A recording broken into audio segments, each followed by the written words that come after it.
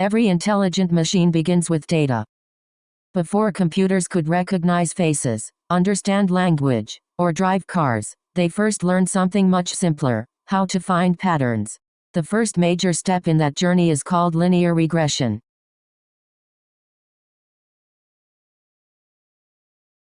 Imagine we want to predict a student's exam score based only on the number of hours they studied. We already know the results for several students. Can a computer learn the relationship and predict future scores? Each row in the table represents one observation. The input feature is the number of hours studied, and the output is the exam score.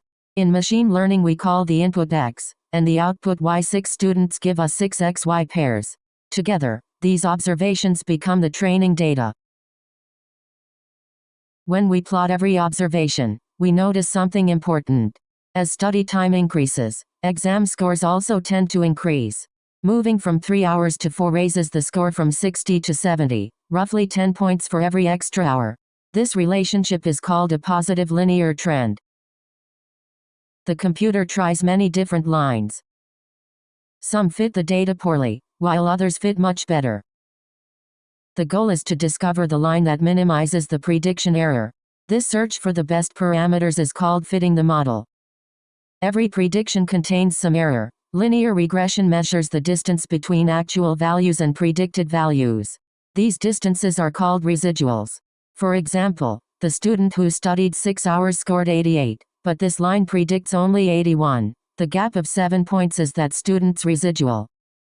The best model makes the total residual error as small as possible. In practice, each residual is squared before adding them up, which is why this classic method is called least squares. The algorithm learns by continuously adjusting two values: the slope, which controls how steep the line is, and the intercept, which determines where the line begins. With each adjustment, the prediction becomes more accurate. Here the best slope is about 9.3. Each extra hour of study adds roughly 9 points to the predicted score. And the intercept, about 32, is the predicted score with no studying at all. Now the model encounters a new student it has never seen before. Based on everything it has learned, it predicts the student's exam score. Slope times 7 hours, plus the intercept, 9.34 times 7, plus 32.1, is about 97.5. This ability to estimate unseen values is the essence of supervised machine learning. Of course, the line captures the average tendency. Real students will vary around it. A prediction is an estimate, not a guarantee. Let's recap. A straight line can summarize a trend. Residuals measure how wrong each prediction is. Learning means adjusting the slope and the intercept to shrink that error. And once fitted, the line can predict values it has never seen.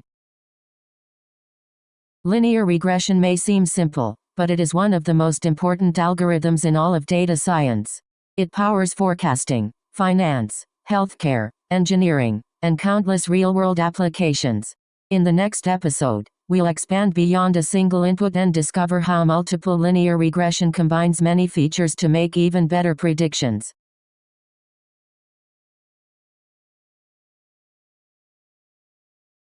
In the previous episode, we learned how linear regression predicts outcomes using a single feature. But real life is rarely that simple. A student's exam score depends on much more than study time alone.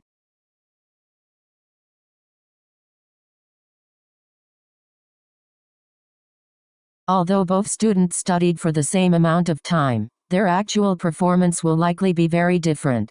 One variable cannot explain every outcome. Multiple linear regression extends the original idea by considering several independent variables simultaneously. Each feature contributes to the final prediction. Each coefficient measures the influence of one feature while keeping the others constant.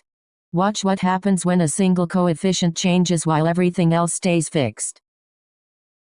And Greek letter beta 0 is the baseline, the predicted score when every feature is 0. It plays the same role as the intercept from episode 1.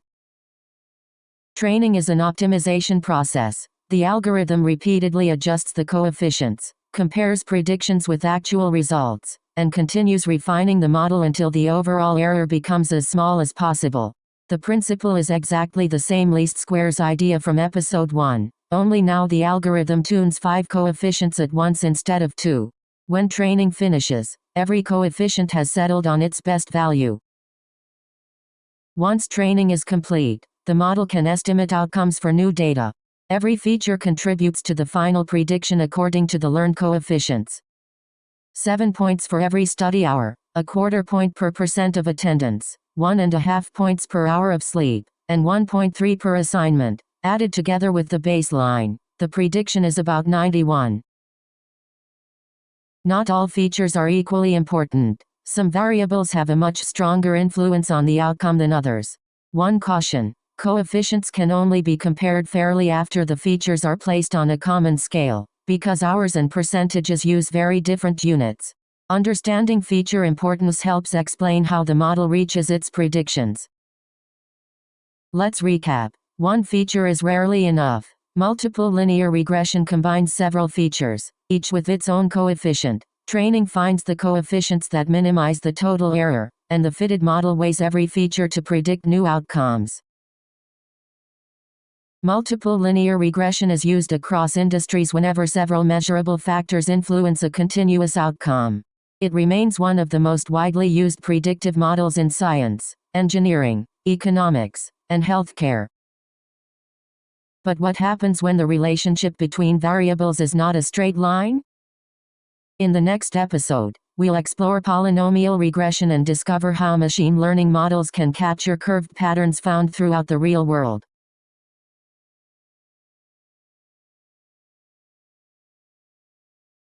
In the previous episodes, we used straight lines to predict outcomes. Linear regression works well when the relationship between variables is approximately linear.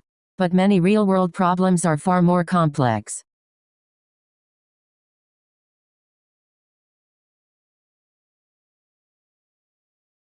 Tree growth does not increase by the same amount every year. Each year the tree grows faster than the year before. Many natural phenomena, including plant growth, population changes, and chemical reactions, follow curved patterns instead of straight lines. Instead of forcing a straight line through the data, polynomial regression allows the model to bend and follow nonlinear relationships. This often produces a much better fit. Polynomial regression extends linear regression by adding higher-order terms such as x squared and x cubed. These additional features allow the model to represent curved relationships while still learning from data. The highest power in the equation is called the degree. Degree 2 bends once. Like this parabola, higher degrees allow more and more bends. Here is a new dataset: the distance a racing car has traveled over time. During training, the algorithm searches for the set of coefficients that minimizes prediction error. As the coefficients change, the curve adapts until it best represents the observed data. But adding too many polynomial terms can create a model that memorizes the training data instead of learning the underlying pattern. This problem is known as overfitting, and it often leads to poor predictions on new data. The cure is discipline. Keep the model as simple as the data allows, and always judge it on data it has never seen. Linear regression is simple and effective for straight-line relationships. Polynomial regression provides greater flexibility by modeling curves. It is a better choice when the relationship between variables is nonlinear. Let's recap. Many relationships are curved, not straight. Adding x squared and x cubed terms lets the model bend. Training still minimizes error, but too much flexibility memorizes noise. That's overfitting. Polynomial regression is widely used wherever curved relationships occur. Engineers, scientists, economists, and healthcare researchers rely on it to model complex systems more accurately than a straight line can. So far, our models have predicted continuous values such as scores, heights, and temperatures. But what if the answer isn't a number? In the next episode, we'll discover logistic regression and learn how machines classify data into categories.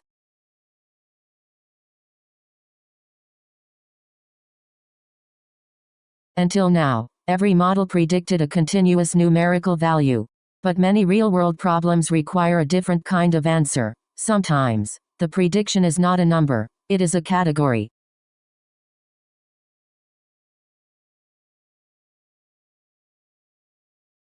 Classification assigns observations to predefined categories. Instead of predicting a value, the model predicts which class an observation belongs to.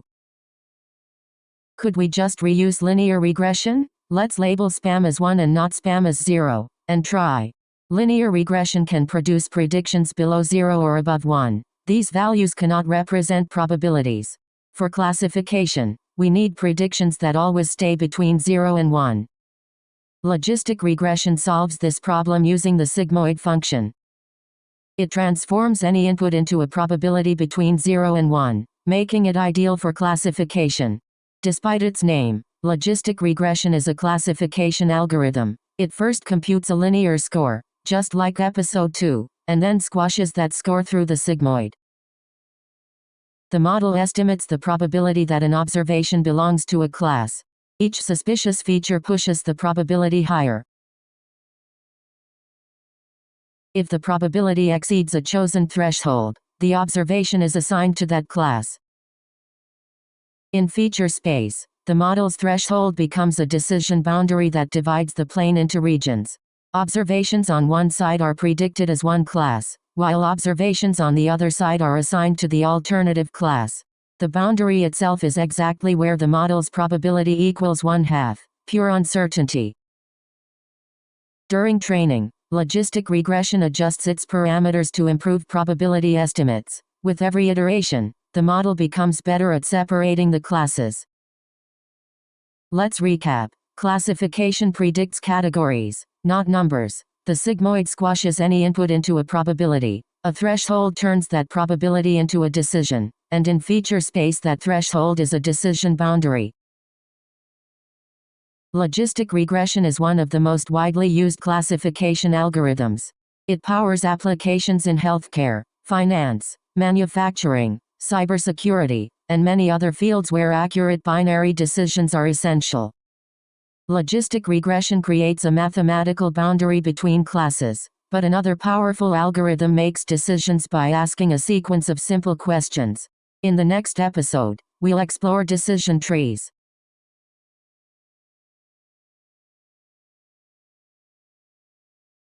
Until now, our models have learned mathematical relationships between variables. But sometimes, the easiest way to make a decision is by asking a series of simple questions.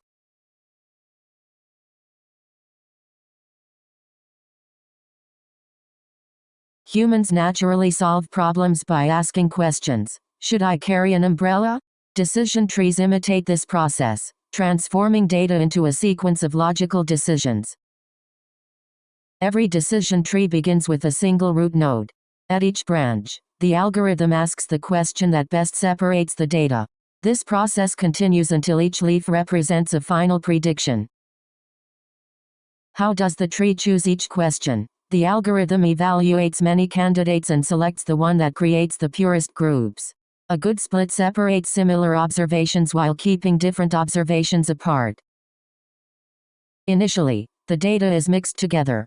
Every good question reduces uncertainty by creating groups that contain similar observations. This improvement is called information gain.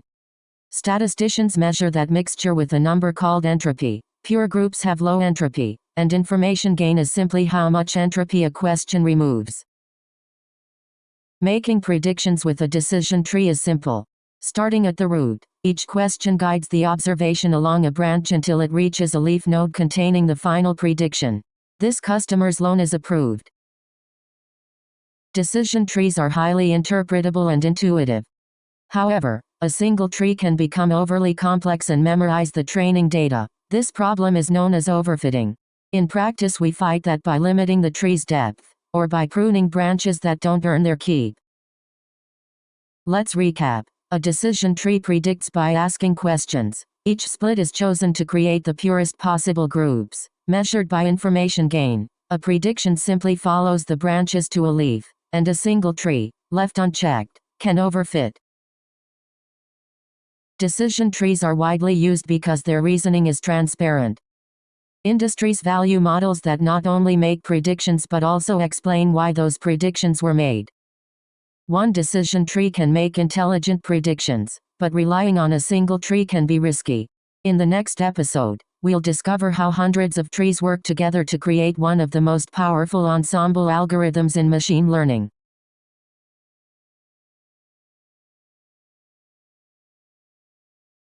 A decision tree is powerful, but it can sometimes make mistakes or overfit the training data. What if, instead of trusting one tree, we asked hundreds of trees to solve the same problem together?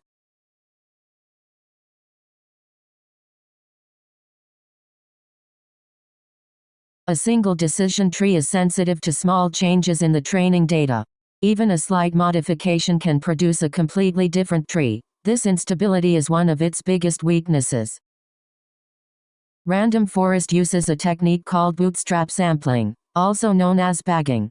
Instead of training every tree on exactly the same data, each tree receives its own randomly sampled dataset, drawn with replacement. Some rows repeat, others are left out. Random forest introduces another layer of randomness by allowing each tree to consider only a subset of the available features when choosing a split. This encourages diversity among the trees and reduces correlation between them. No two trees are identical. A new customer arrives. Each tree makes its own prediction independently. The forest then combines all predictions using majority voting. 6 trees approve, 2 reject. The collective decision is usually more reliable than the opinion of any single tree. For regression problems, random forest does not vote. Instead, it averages the predictions from all trees. Averaging the 5 estimates gives $399,800, a stable and accurate estimate. Because every tree sees slightly different data and different features, their individual errors tend to cancel each other out. This makes random forest more accurate, more stable, and less likely to overfit than a single decision tree. Let's recap. A single tree is unstable. Bagging gives every tree its own random sample of the data, and random feature selection makes the trees diverse. Classification uses a majority vote. Regression averages the tree's predictions. Random forest is one of the most versatile machine learning algorithms. It performs exceptionally well across healthcare, finance, agriculture, manufacturing, cybersecurity, and environmental science. Random forest combines the wisdom of many trees, but another algorithm approaches classification in a completely different way. It searches for the single best boundary that separates different classes. In the next episode, we'll explore support vector machines.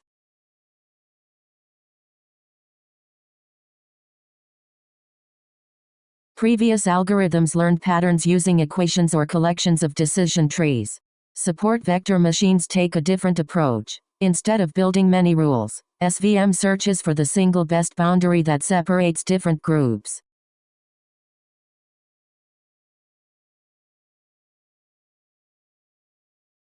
Imagine separating cats from dogs using measurable features. There are many possible boundaries, but only one provides the greatest confidence for future predictions. The separating surface is called a hyperplane. In 2 dimensions, it appears as a line. In 3 dimensions, it becomes a plane. In higher dimensions, the same idea still applies. SVMs do not simply separate the classes, they search for the boundary with the maximum margin. A larger margin generally makes the classifier more robust when encountering new data. Real data is messy, so practical SVMs use a soft margin. They tolerate a few points inside the band in exchange for a wider, more reliable boundary. Surprisingly, the entire decision boundary depends primarily on just a few critical observations. These special data points are called support vectors. They define the position of the optimal boundary. Some datasets cannot be separated by a straight line. SVM overcomes this challenge using kernels, which transform the data into a higher dimensional space where a simple separating boundary becomes possible. During training, the algorithm searches for the hyperplane that maximizes the margin while minimizing classification errors. The optimization continues until the best solution is found. Let's recap. An SVM classifies by drawing the single best boundary. Best means the widest margin between the classes. Only the support vectors, the closest points, decide where that boundary sits, and kernels handle data no straight line can split. Support vector machines excel when data is limited but features are informative. They have been widely used in medicine, image recognition, remote sensing, cybersecurity, and industrial automation. Support vector machines classify data by finding the best boundary, but another algorithm takes an entirely different approach. Instead of geometry, it relies on probability. In the next episode, we'll explore naive Bayes.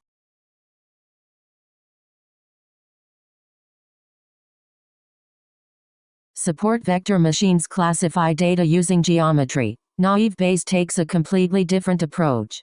Instead of searching for boundaries, it asks a simple question: how likely is this observation to belong to each possible class?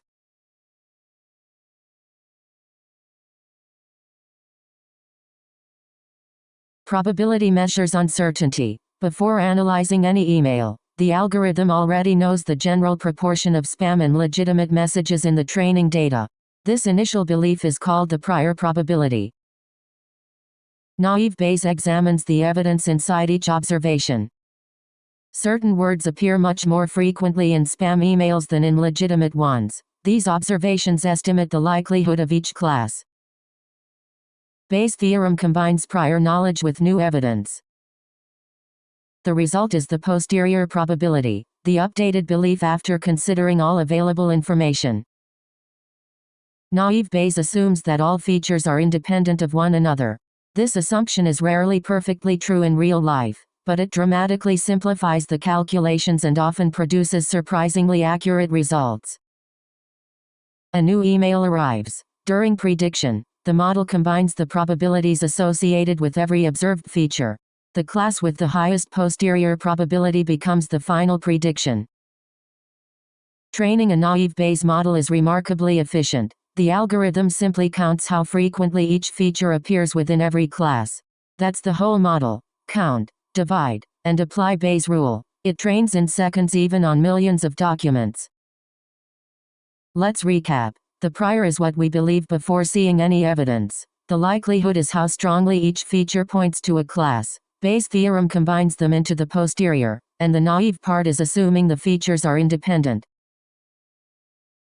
Despite its simplicity, naive Bayes remains one of the fastest and most effective algorithms for text classification and probabilistic decision-making. It continues to power applications across communication, healthcare, finance, and cybersecurity.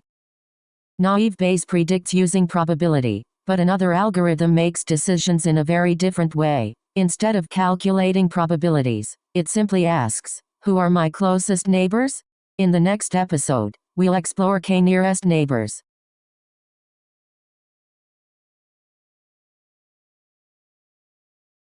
Previous algorithms learned mathematical equations, probability models, or decision boundaries.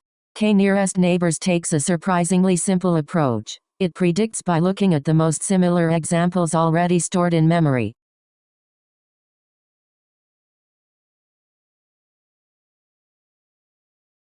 Imagine identifying a fruit you've never seen before.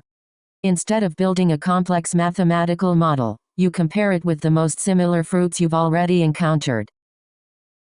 KNN measures similarity using distance. One of the most common measurements is Euclidean distance, the straight line distance between 2 points. Observations that are close together are considered similar, while observations that are farther apart are considered less alike. The value of k determines how many neighbors participate in the decision. A small k makes the model highly sensitive to individual observations. A larger k produces smoother, more stable predictions. For classification problems, every neighboring observation casts one vote. The class receiving the majority of votes becomes the prediction. Our mystery fruit is a pear. KNN also solves regression problems. Instead of voting for a category, it averages the numerical values of the nearest neighbors. The average of the 5 neighboring prices is $400,000. Unlike most machine learning algorithms, KNN performs almost no training. It stores the training data and delays computation until a prediction is requested. For this reason, KNN is often called a lazy learning algorithm. The price is that predictions can be slow when the stored data set is very large. Let's recap. KNN keeps the training data and compares every new observation to it. Distance defines similarity. K controls how many neighbors vote, and there is no real training phase. All the work happens at prediction time. K nearest neighbors is widely used whenever similarity matters. It has applications in recommendation systems, computer vision, medicine, retail, finance, and many other fields.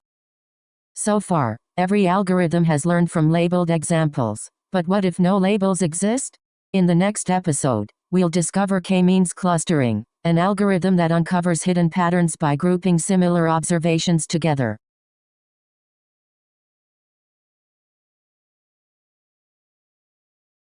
Until now, every machine learning algorithm learned from labeled examples. But in many real-world problems, labels simply don't exist. KMeans clustering discovers hidden patterns by grouping similar observations together.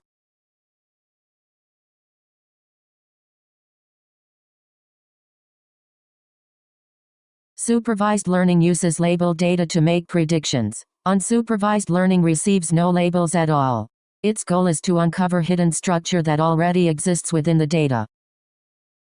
Before clustering begins, we choose the number of clusters, represented by the letter K. Each cluster is represented by a centroid, the central point around which similar observations gather. The algorithm begins by placing the centroids at random locations. These initial positions are only temporary. Every observation joins the cluster with the nearest centroid. Distance determines membership. After assigning all observations, each centroid moves to the average position of its cluster. Then everything repeats. When the centroids no longer change significantly, the algorithm stops. This final state is called convergence. At convergence, similar observations are grouped together while different groups remain well separated. The algorithm has successfully revealed hidden patterns without using any labels. Let's recap. KMeans needs no labels. You choose K, the number of clusters. The algorithm alternates two steps. Assign every point to its nearest centroid, then move each centroid to its cluster's average, and it stops when nothing changes anymore. KMeans is one of the most widely used clustering algorithms. It helps organizations discover meaningful groups in customer data, scientific research, cybersecurity, image processing, healthcare, and many other domains.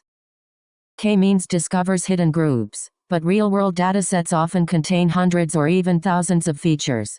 In the next episode, we'll explore principal component analysis, a technique that compresses high-dimensional data while preserving its most important information.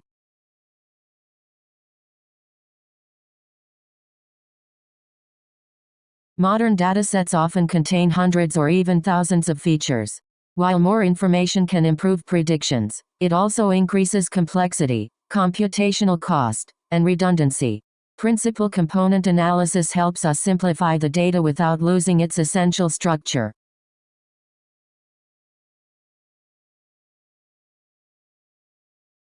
Every feature represents one dimension of the dataset. As dimensions increase, visualizing and analyzing the data becomes increasingly difficult. Not every direction contains the same amount of information. PCA searches for the direction where the data varies the most. This direction captures the strongest underlying pattern in the dataset. The direction containing the greatest amount of variance becomes the first principal component. For this cloud, that single axis preserves 94% of all the variance. After finding the first principal component, PCA searches for another direction that captures the remaining information while remaining independent of the first. Together, these components preserve the full structure of this two-dimensional cloud, and in high dimensions, a few components routinely preserve most of it. Instead of working with thousands of features, PCA represents the data using only a handful of principal components. Typically, most of the important information survives. Storage shrinks and training gets dramatically faster. Dimensionality reduction makes machine learning models faster, reduces storage requirements, simplifies visualization, and often improves generalization by removing redundant information. Let's recap. Every feature is a dimension, and too many dimensions slow everything down. Variance shows where the information lies. The principal components are the directions of greatest variance, and keeping just the first few preserves most of the structure. Principal component analysis is used wherever high-dimensional data must be simplified. It plays an important role in computer vision, healthcare, genomics, finance, robotics, and scientific research. PCA simplifies complex datasets before learning begins. But what if we could improve predictions by allowing each new model to learn from the mistakes of the previous one?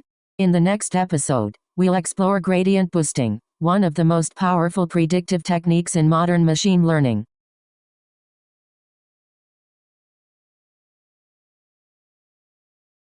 Previous algorithms learned independently. Gradient boosting takes a completely different approach.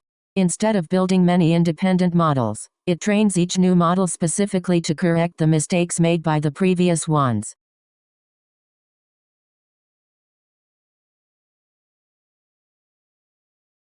Gradient boosting starts with simple models called weak learners. Individually, each one performs only slightly better than random guessing.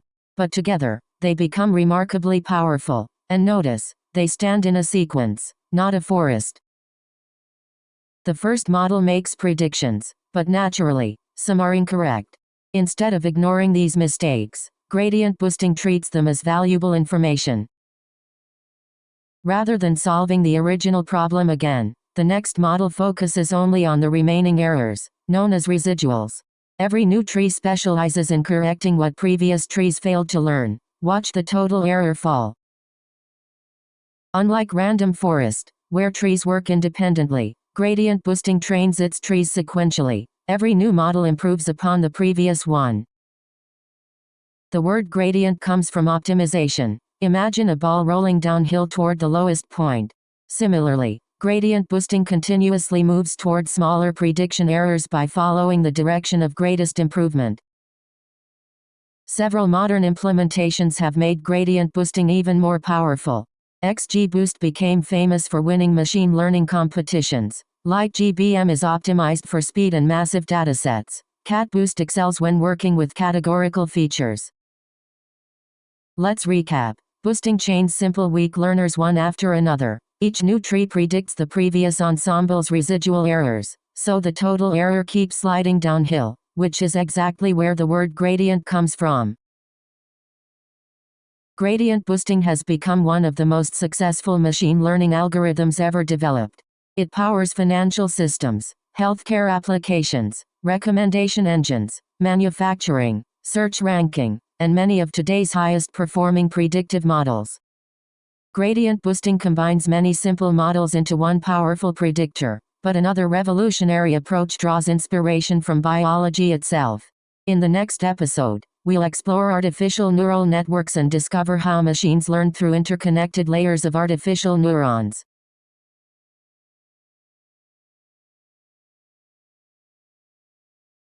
For decades, scientists have been inspired by one of nature's most extraordinary creations, the human brain.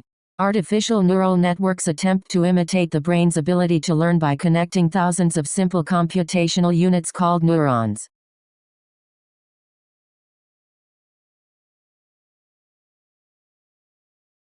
Each artificial neuron receives inputs, assigns importance through weights, adds a bias, performs a calculation, and produces an output. Individually these neurons are simple, but together they become extraordinarily powerful. Neurons are organized into layers. The input layer receives information, hidden layers learn increasingly complex patterns, and the output layer produces the final prediction. Moving information from the input layer through the hidden layers to the output layer is called forward propagation. Every neuron transforms the information before passing it onward. Here, an image of a handwritten digit comes out as digit 3, 98%. Activation functions determine whether a neuron should pass information forward. Without them, every layer would behave like a simple linear model. Activation functions allow neural networks to learn highly complex patterns. Whenever the network makes a mistake, it calculates the prediction error using a loss function. Backpropagation sends this error backward through the network, adjusting millions of weights so the next prediction becomes more accurate. Training a neural network requires many examples. Through repeated exposure and continuous weight updates, the model gradually learns increasingly sophisticated representations of the data. Let's recap. A neuron multiplies its inputs by weights, adds a bias, and applies an activation. Layers of neurons pass signals forward to make a prediction. The loss measures the mistake, and backpropagation walks that error backward to adjust every weight. Artificial neural networks have transformed modern artificial intelligence. They power virtual assistants, recommendation systems, medical imaging, robotics, finance, autonomous vehicles, and countless intelligent technologies used every day. Traditional neural networks are powerful, but they struggle with images. In the next episode, we'll discover convolutional neural networks, a specialized architecture designed to recognize visual patterns, from simple edges to complex objects.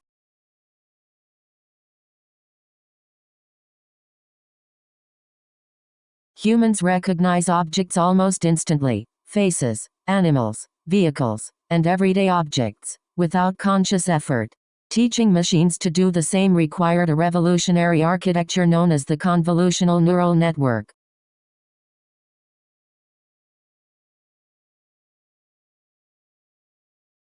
Although humans see images, computers see only numbers. Every picture is represented as millions of pixel values describing brightness and color. Instead of analyzing every pixel independently, CNNs use small filters called kernels. These filters slide across the image, detecting important visual patterns such as edges, corners, and textures. Different filters learn different visual features. Some specialize in edges, others detect textures, colors, or shapes. Together, these feature maps allow the network to build a rich understanding of the image. After convolution, activation functions preserve meaningful patterns while suppressing weak signals. Pooling layers then reduce the image size, keeping the most important features while reducing computational cost. As images move through deeper layers, the network gradually builds more sophisticated representations. Early layers detect simple patterns, while deeper layers recognize complete objects. After extracting visual features, the fully connected layer combines everything the network has learned and produces the final prediction. The verdict: cat, with 99.8% confidence. Let's recap. To a computer, an image is a grid of numbers. Small kernels slide across it and light up wherever their pattern appears, producing feature maps. Pooling shrinks those maps. Deeper layers combine simple features into complex ones, and a final layer turns it all into a prediction. Convolutional neural networks revolutionized computer vision. Today they help diagnose diseases, guide autonomous vehicles, inspect manufactured products, monitor crops, and analyze satellite imagery. Images are static, but language, speech, and time series data unfold one step at a time. In the next episode, we'll explore recurrent neural networks and discover how machines learn from sequences by remembering the past.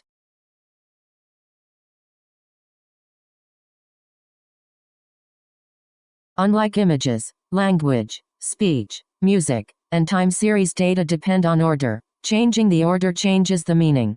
Recurrent neural networks were designed to understand information that unfolds over time.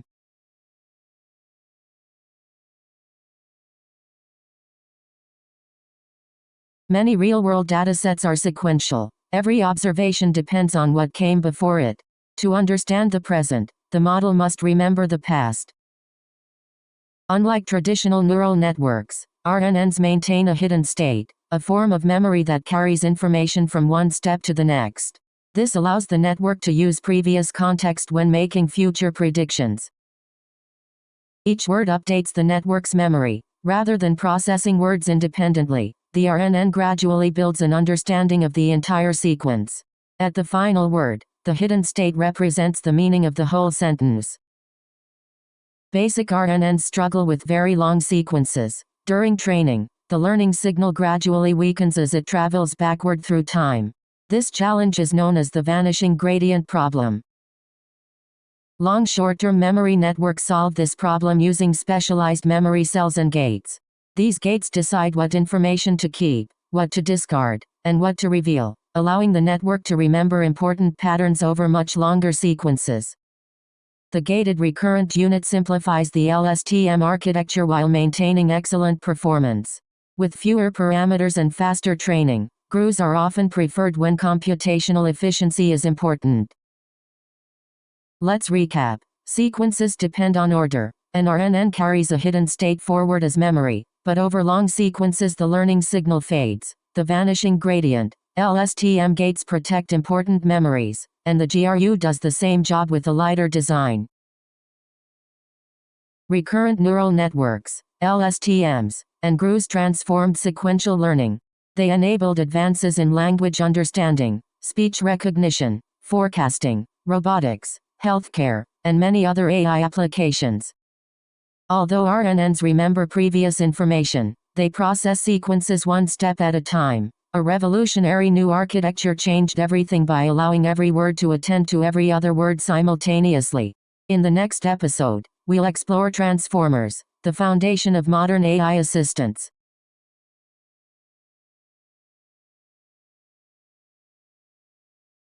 For decades, recurrent neural networks processed information one step at a time. Then, in 2017, the transformer architecture introduced a revolutionary idea. Instead of reading words sequentially, every word could pay attention to every other word at the same time.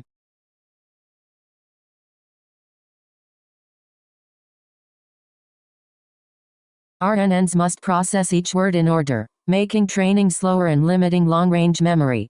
Transformers process entire sequences in parallel, dramatically increasing speed while capturing relationships across long distances.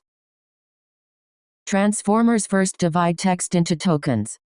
Each token is converted into a numerical embedding, a dense vector that captures semantic meaning. Similar words naturally occupy nearby regions in this mathematical space.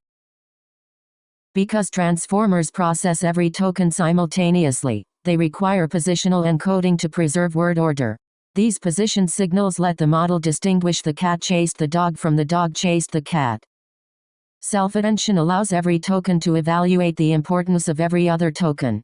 Instead of relying only on nearby words, the model can instantly connect information across the entire sentence, creating rich contextual understanding.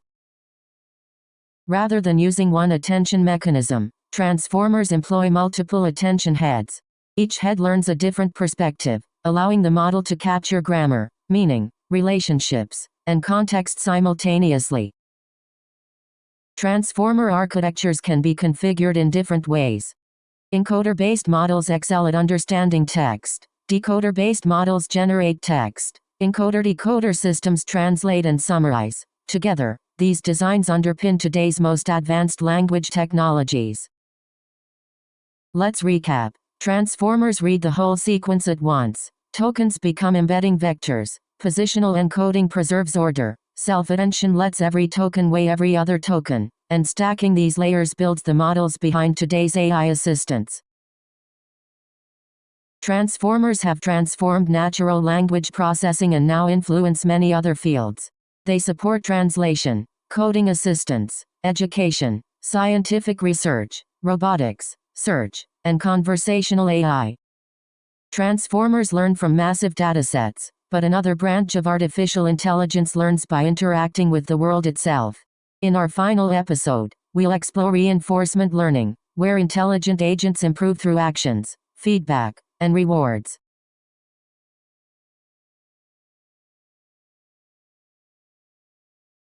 Throughout this course, our algorithms learn from labeled data or hidden patterns. Reinforcement learning introduces a completely different paradigm. Instead of learning from examples, an intelligent agent learns by interacting with its environment.